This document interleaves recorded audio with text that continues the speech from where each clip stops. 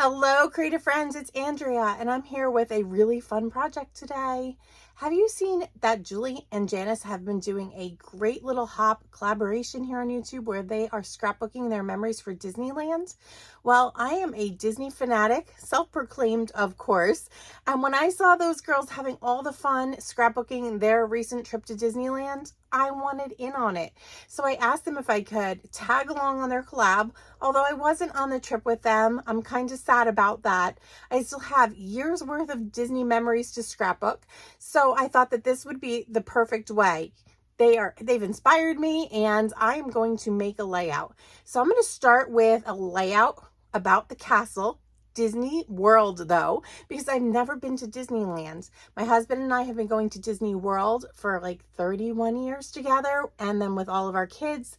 And the reason that we've taken so many vacations there, we've taken yearly vacations, because Disney always does this really excellent salute to military personnel and their families. So we take full advantage of that and we go and have fun. And to me, Disney is a place where I feel like I'm going home.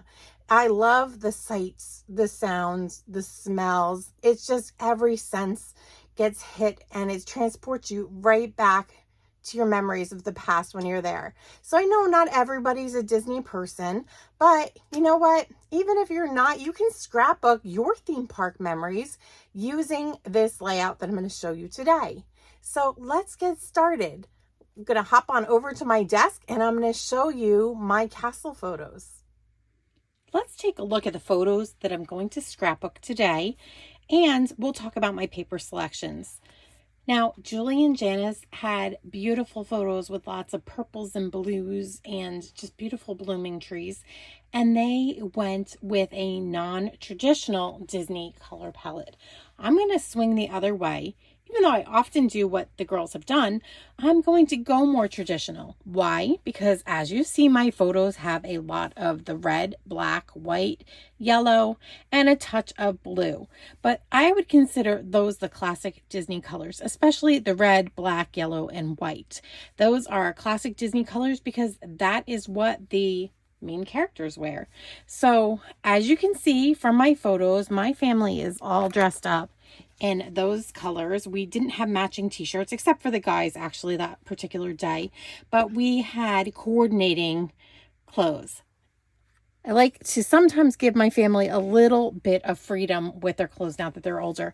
When the kids were little, having 4 kids, I definitely dressed them in the same kind of t-shirts, the same colors, because when you're trying to track 4 kids through Disney World, let me tell you, it's easier if they're all in the same shirt. You know what you're looking for. So you are much less likely to lose one of those 4. Anyhow, now that they're a little older and a little bit wiser, and if they wander off, they know how to find us, we now can, expand our color palette, so to speak. So I'm going to be using the traditional colors. And although I've got stock in Disney themed paper, I wanted to focus on my Stampin' Up lines. So this is what I've decided on. I needed some red, and I started looking at my Flower Garden foils. There is a light pink here, there's this blue gray, and then there's a red.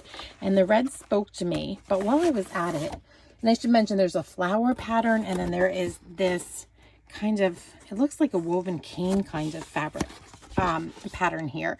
And so that's what I'm going to use. When I was looking for the red, it went so well with my photo that I knew I had to use it right away. And this has got a little humid, so it's curling just a bit. I also love this bluish gray. Why? Because it mimics the castle now that it's been repainted. I should mention these photos are from Disney World, not Disneyland. So we're looking at Cinderella's castle, and this just reminds me of Cinderella's gown as well. So I think that's going to be the perfect complement, and you might see a little bit of that in there. Now I needed some patterns. So I wanted to go with like a black and white. So I pulled out my package of mixed media florals, and I definitely have got some pieces cut up here because I've used this for other projects. So I'm just going to put some of them aside, but I just started looking through, and there's a lot of black and white patterns here on the flip sides, like there, but I definitely love this floral pattern. So you might see some of that come in. And then I needed some of the yellows, clearly. And I went with a paper line that I have not yet used. Bring that in.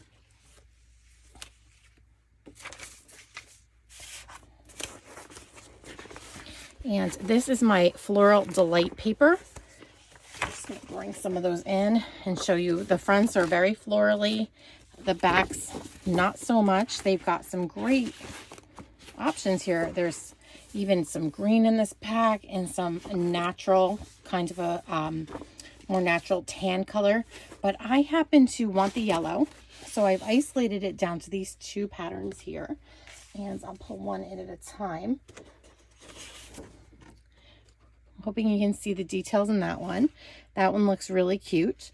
Or the other option is this gingham. I'm not sure which. I'm going to see which one I like better, but that is what I'm looking at for photos. I'm probably going to go with the gingham. So let's just put it down like that. And what do you guys think? I think that that is going to be a really good starting point to create the backgrounds of my layout. Now I'm going to base my layout very much off of Julie's, but I have a few different photos. I've got a few less 2x2s, and I want to change the orientation. She had 3 4x6 portrait photos. I want to put in a couple of landscape photos instead of 2 of the portraits. So we'll make some adjustments. I've got all of our paper cut, and I've actually arranged the left-hand page, glued all of that down so far. And that leads me to the right-hand page. Now, one of my little hints that I love to do is that if I want to save a little bit of paper, I could have used this whole 12 by 12 sheet and then just put the yellow gingham on top of it. But I wanted to save that pretty pattern paper. And I've got this really ugly old cardstock. And why not use it? So we're just going to cover it up anyway. Why not just use it as our base? Nobody's going to ever see the back because there'll be other pages that will back this once it's in our memory protector. So I have just glued that down and you'll never know. My little secret. So even if it's patterned cardstock that you hate or you don't really love, use it in this manner. Just don't throw it out. It's a great base to build upon. Now I've got the beautiful floral print here. I have gone ahead and I have put my 2x2 photos onto this beautiful foil paper. And now I just need to make some dovetails. So I'm going to go in. Oh, I would say that's a little over. It's probably about 5/8 of an inch, a little past a 1/2 inch. And I'm just going to connect the edge to the center. And then we'll do that again. We're going to go from the edge and I'm going to point my scissors right to that center and hope that we get really close and connect. Pretty good. So we've got our first dovetail, and then we're going to do the same on this one. So now we have our 2 banner pieces, and I'm going to put those down first and build up from there. Now, Julie had a very specific way to arrange her photos on her page, and Janice did the same sketch, but she rotated the sketch. I'm just going to modify it. I'm going to go with pretty much the same arrangement that Julie had, but with this banner piece anyway. But I'm going to rearrange my photos just a tiny bit because, like I said, I've got those 2 landscape photos instead of the portrait photos that I want to fit on this layout. So I've just put the pages up against each other so that I can then go ahead and line up these banner pieces so that they go straight across the bottom. Here we go. Like the way that that looks. Now I think it's going to be harder to fit these 2 photos in here more than anything else. Now Julie had the 2 portraits here. I'm going to just basically take this page, flip it over, but I'm going to use 2 landscapes here instead.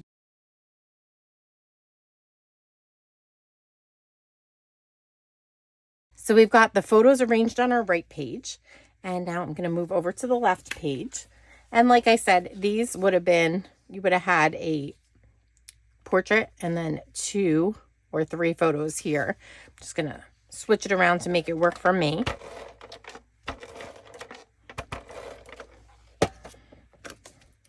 So again, to me, I like to have everything lined up. So I'm going to just go ahead and put the pages back next to each other. And I have the bottoms of these photos all lined up. The last photo is going to go right down here. Just making sure I have an equal width here and here and here. Next, I'm going to start laying out some of the pieces. Now, I loved Julie's Mickey ears, and I have a different castle.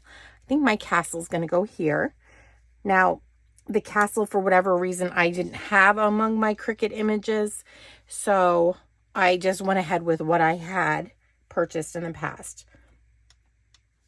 And that's how we got that one. Let's see if I can sneak this under here. I'm not sure this is going to work. Try to have that little Mickey head poking out here. It's a tiny bit lower than Julie's. Hers was up here, but I want to squeeze in that castle. So I'm going to put the castle completely flat on my page. And I do have a reason for that, because I do want to build a title on top of this just a bit. I'm definitely going to put this Mickey head, has some foam tape on the back. I think that needs a little dimension over here. So that's going to go right there. I think that corner rocks that Mickey head right there really well. And this was a font, I'll list it down below in this video's description, but it was a font that was free on my Cricut account. I don't have the Cricut access at the moment. Before I put the word castle down here in the top corner, I'm going to bring in some mist ink.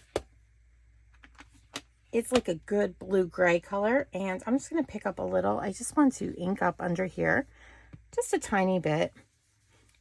I think that'll help our title pop even more. Just going to put a little more down here.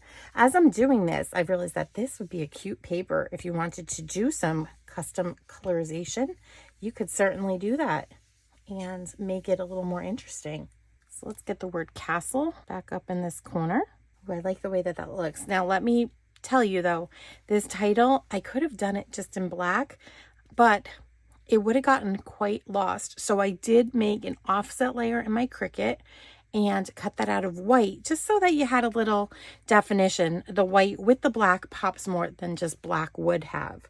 I also decided, using the same free font, I wanted more of that beautiful ruby red color brought in. So what I did is I made my title, Meet Me at the Castle. So we're going to put that up there.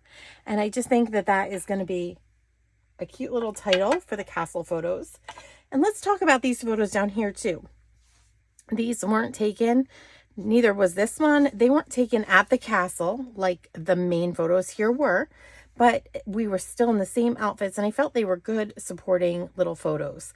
They would have been great if I had some detailed photos of the castle that I could have included, but I don't with this particular photo shoot. So I just included some photos throughout the day, and I think that's okay.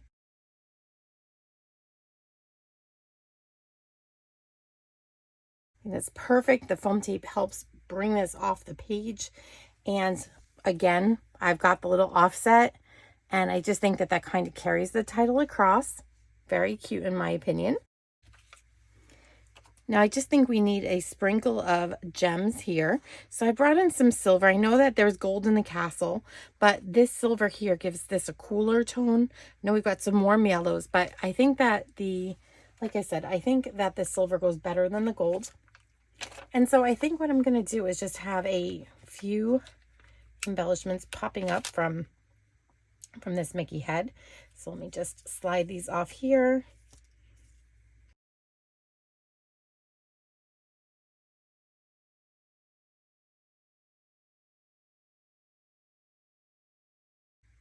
And isn't that a fun little layout?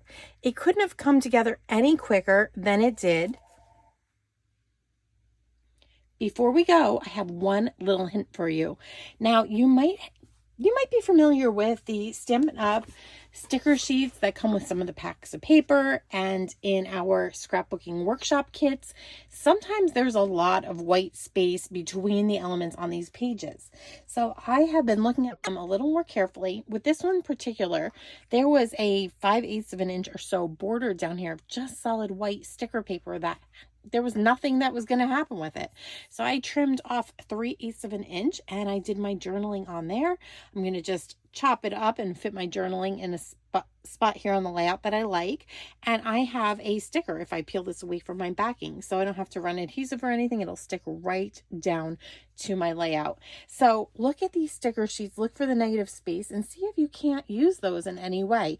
I also looked at this little date sticker while I was here. There was a black date sticker and I stuck that over here because I don't know if I'm going to use all of these stickers. I'm sure I could sneak away that one and use it here with this layout. So look at your other supplies, because sometimes there's a lot of great stars. I've already used them here, but there's some elements that you could use from Halloween layouts on Disney layouts as well. So just think outside the box and you'll have a beautiful layout too. Thank you, Janice and Julie, for the inspiration. This was just such a great layout to work with. I love being inspired by my friends, my scrappy friends, because then I don't have to reinvent the wheel. I can just take what they did, use it as a jumping off point, and then boom, layout done. So this layout from years ago is now going to be one for the books. I am so thrilled with the way it turned out. I hope that you like it too. If you have not checked out Janice and Julie's videos yet, you can go on over to their channels. Here on my page, I have links to their channels down below. And yeah, I encourage you to check them out because those layouts were just stunning.